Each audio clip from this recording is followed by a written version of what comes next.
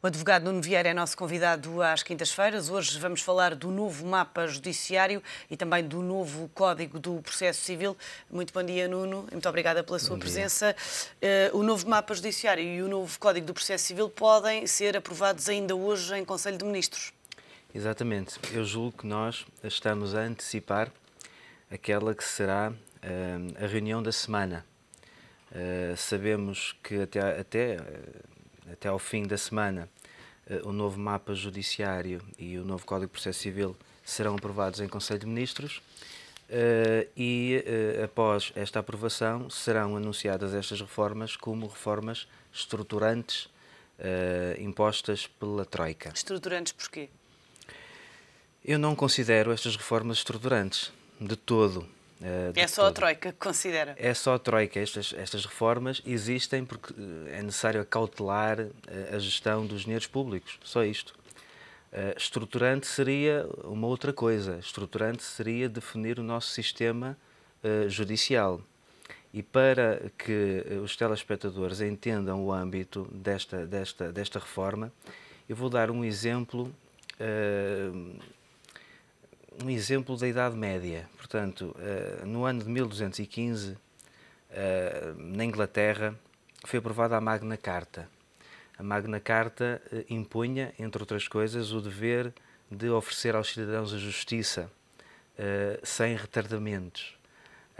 E impunha também uma vinculação do poder régio ao jurídico, ao judicial. No fundo, o sistema judicial seria judicialista no sentido de que governo e governantes se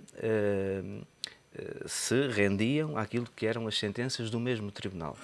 Este sistema judicial foi o berço dos direitos humanos até a Revolução Francesa, com sistemas antijudicialistas.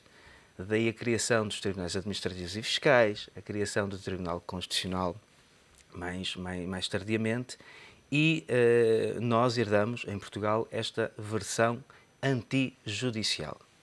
Se estivéssemos em sede de reestruturação a ponderar a existência de um sistema judicialista ou antijudicialista, isso sim seria uma reforma estruturante.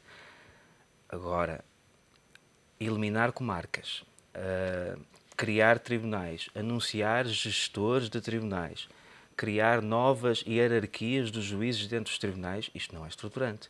Isto apenas se trata de gestão dos tribunais e dos dinheiros públicos. Estruturante não tem nada. Esta alteração tem gerado bastante contestação. Como é que olha para estas alterações? Eu olho com alguma tristeza, porque todos os dias ouvimos falar de reformas estruturantes que não são. Eu entendo o papel do Governo e da Ministra da Justiça, que está a agir de forma competente. Se eu fosse Ministro da Justiça, se calhar não teria uma margem que me permitisse fazer muito diferente.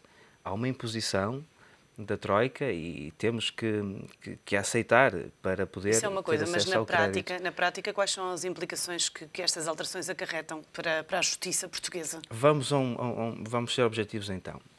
Fala-se de aproximar os cidadãos da justiça. Mas aproximar como? Hoje, qualquer advogado, para praticar atos no tribunal, usa um sistema informático denominado sítios. O advogado já não vai aos tribunais.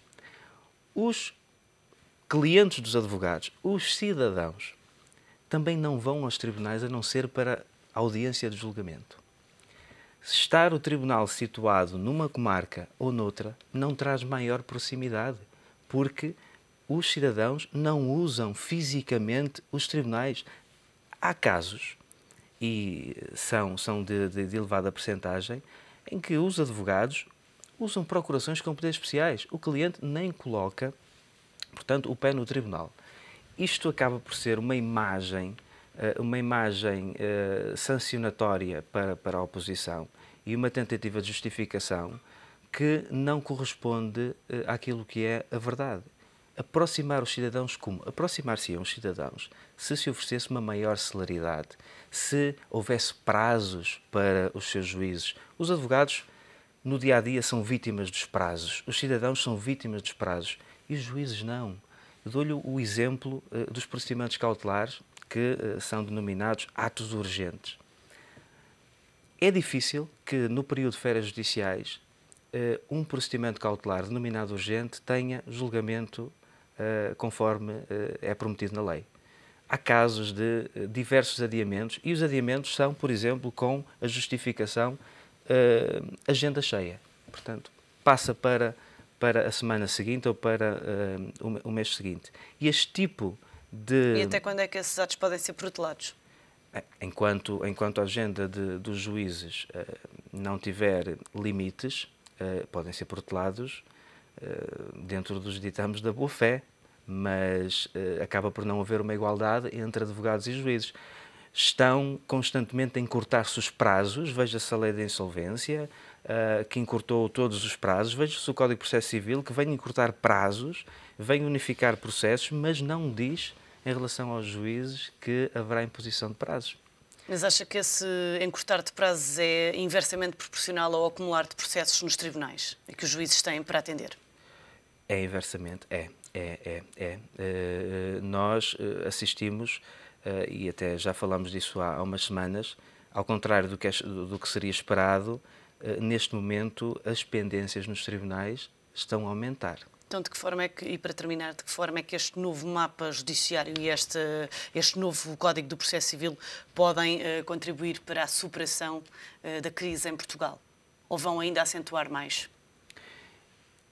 Eu não acredito que vá acentuar mais.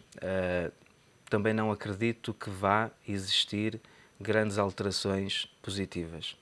Trata-se de uma necessidade que tem que ver com as pessoas. Sem pessoas nos tribunais, sem pessoas qualificadas e sem juízes, não haverá possibilidade de oferecer a justiça aos cidadãos. Por mais gestão profícua que se encontre, sem pessoas não há possibilidade de justiça. Nuno Vieira, muito obrigada pelo seu comentário e até para a semana. Muito obrigado.